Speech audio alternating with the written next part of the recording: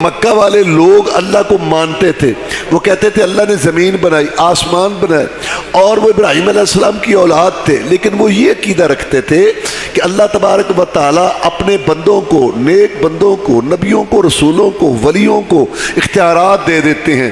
جب وہ نیکیاں کرتے ہیں تو اللہ خوش ہو کے مرنے کے بعد ان کو اختیار دے دیتا ہے اور ان کی روحیں تصرف کرتی ہیں۔ اس بزرگ کی روح جو ہے مرنے کے بعد یہاں سے اولاد ملتی ہے، اس بزرگ کے آستانے سے مرنے کے بعد صحت ملتی ہے۔ رسول اللہ صلی اللہ علیہ وسلم نے فرمایا کہ نہیں، ایک اللہ کے آگے جھکو، دوسرے کے آگے نہ جھکو، ایک اللہ سے مانگو، دوسرے سے نہ مانگو۔ بیت اللہ شریف میں جب آپ داخل ہوئے تو فرمایا پہلے اس کو صاف کرو، تو وہاں 307 بت تھے۔ یہ جو بت سنتے ہو تم، یہ کیا تھے؟ یہ اللہ کے نیک بندوں کی تصویریں تھیں، اللہ کے نیک بندوں ولیوں کی یہ مورتیاں تھیں۔ ابراہیم علیہ السلام کی تصویر تھی، اسماعیل علیہ السلام کی تصویر تھی۔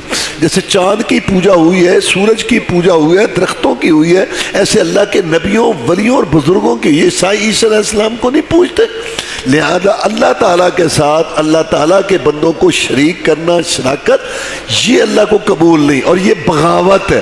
کوئی حکومت اپنی بغاوت برداشت نہیں کرتی۔ تو اللہ تعالیٰ حکم الحاکم اپنے بندوں، بے پسوں، بے کسوں سے، محتاجوں، فقیروں، کنگلوں سے اپنی بغاوت کیسے برداشت کرے؟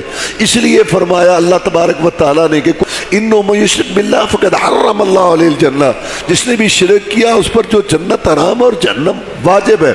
رسول اللہ صلی اللہ علیہ وسلم نے اپنے عمل سے بھی یہ بات سمجھائی۔ بدر کا میدان تھا، آپ نے ساتھیوں سے پوچھا لڑو گے؟ جناب لڑیں گے۔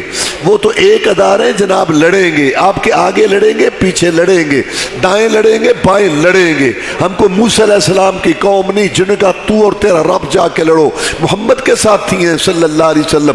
تعالی اللہ، یہ شیبہ ہی نہیں با وفاؤں کا، دودھ پیا ہے ہم نے غیرت والی ماؤں کا۔ نبی کا حکم ہو پھاند جائے سمندر میں، جہاں کو محو کر دے نعرہ اللہ اکبر میں۔ کفار مکہ کیا چیز ہے، ہم دیوں سے لڑ جائیں، سنانے نیزہ بن کے باطل کے سینے میں گڑ جائیں۔ حضرت ارشاد حکم کن سے ٹکرانا ہے؟ تو آپ نے یہ نہیں کہا کہ تم ولیوں کے امام اور میں نبیوں کا امام، سو جاؤ صبح جنگ جیت لیں گے برکت تبرک سے، نہیں۔ ساری رات روئے گڑ گڑائے، یا اللہ ڈال دے خیر مجھے، بھر دے جھولی میری، کون کہہ رہا ہے آسمانوں کا مہمان، سن لے میری فریاد، بنا دے میری بگڑی، کون کہہ رہا ہے جس کے اشاروں سے جنت کے دروازے کھل لیے۔ یا اللہ بھر دے جھولی میری، سن لے میری فریاد، بنا دے میری بگڑی، تجھے واسطہ ان وعدوں کا جو تو نے محمد سے کر رکھے ہیں صلی اللہ علیہ وسلم۔ آج اپنی مدد اتار دے۔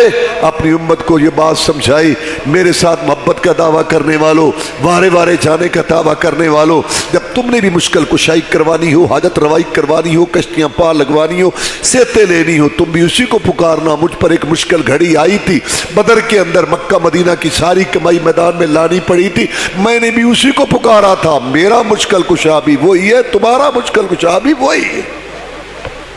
اللہ تعالیٰ نے قرآن مجید میں فرمایا وَإِن يَمْسَسْكَ اللَّهُ بِضُرٍّ فَلَا كَاشِفَ لَهُ إِلَّا هُوَ۔ اے پیارے پیغمبر صلی اللہ علیہ وسلم، آپ صورت میں اجمل ہیں، سیرت میں اکمل ہیں، اخلاق میں افضل ہیں، حسب و نسب میں اشرف ہیں، پوری دنیا میں مسجد مکرم ہے، نبوت رسالت آپ پر ختم کی، حمد کا جھنڈا آپ کے ہاتھ میں ہوگا، بعد خدا بزرگ تو ہی، قصہ مختصر، تیری شان مقام اپنی جگہ ہے، لیکن اگر آپ کو بھی کوئی تکلیف پہنچو تو میں مولا کے بغیر تیرا مشکل کشا کوئی نہیں۔ جب نبیوں اور رسولوں کہ سردار کا مشکل کشا اللہ ہے تو کیا امتیوں کے مشکل کشا امتی ہوں گے؟